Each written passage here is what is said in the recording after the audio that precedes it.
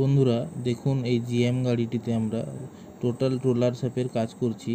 যে চেসিস বুশগুলো আছে সেই বুশগুলো ক্ষয়ে গেছে। আমরা দেখুন যে বুশগুলো বেশি ক্ষয়ে গেছে, শ্যাপগুলো ওয়েল্ডিং করার পরেও টাইট হচ্ছে না, সেই বুশগুলো আমরা চেসিস থেকে সুন্দর করে কেটে বাদ দিয়েছি। দিয়ে নতুন বুশ এই যে বসানো হচ্ছে, দেখুন নতুন বুশ আবার বসিয়ে ওয়েল্ডিং করে তখন আবার নতুন শ্যাপ দেওয়া হবে।